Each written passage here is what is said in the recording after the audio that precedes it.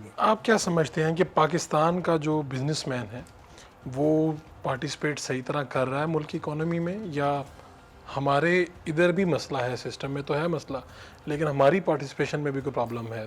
देखिए, पाकिस्तान के जो बड़ी सनतें हैं, वो तो अभी भी ना होने के बराबर हैं अगर देखा जाए तो।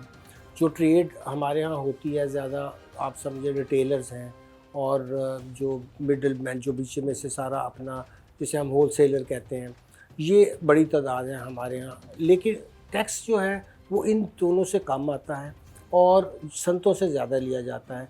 तो इसलिए कि ज़्यादातर जो हुकूमतों के जो वोट बैंक रहे हैं वो ताजर रहे हैं, तो ताजरों के ऊपर टैक्स जो है वो मुनासिब लेना चाहिए, मगर सबसे फिर लेना चाहिए। और टैक्स ऐसा होना चाहिए कि जो कम शरह का हो और सब दें, तो फिर ज़्यादा होगा। अगर आप ज़्यादा शरह लगाएंगे तो लोग टैक्स नहीं देंगे और और कम छुपाएंगे। में छुपाएंगे। हाँ। तो एक शरह टैक्स की कम करें और सब पे लगा दें, मसावी लगा दें तो सब टैक्स देंगे।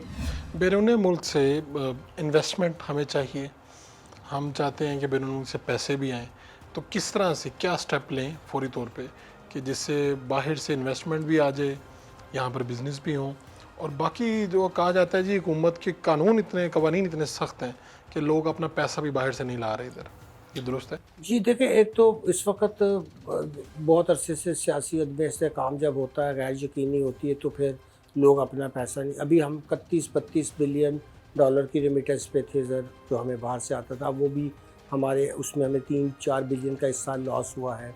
और फिर हमारी एक्सपोर्ट 3-4 बिलियन कम हुई, फिर सैलाब आ गए। तो ये मुश्किल साल इसलिए भी था कि 3-4 वजूहात की वजह से अगर आपकी किसी इकॉनमी में 8-10 बिलियन का एकदम से आपको बहुत बड़ा झटका आ जाए, तो ज़ाहिर है फिर सँभलते-सँभलते भी वक़्त लगता है।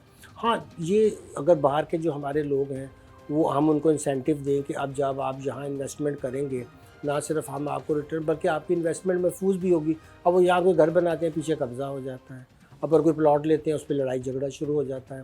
तो हमें कुछ हुकूमत को चाहिए कि ऐसे सनती मंसूबे शुरू करें जिसमें उनको ये कहा जाए कि हम आपको गारंटी करेंगे कि जो इसमें से डिविडेंड मिलेगा वो आपको बैरून मुल्क हम ट्रांसफ़र करेंगे।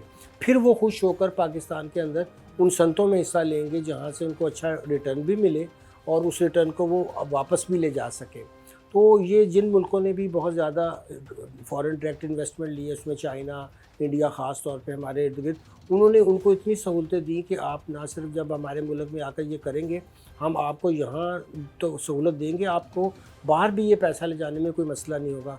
अब हमारे यहाँ होता है कि आप गैर कानूनी तरीके से तो हुंडी हवाला से बाहर ले जा सकते हैं, मगर जब आप बैंक से लेके जाते हैं तो जो आपने कहा कवानीन, वो फिर आपको तंग होते हैं, फिर कोई बंदा नहीं लाना चाहता।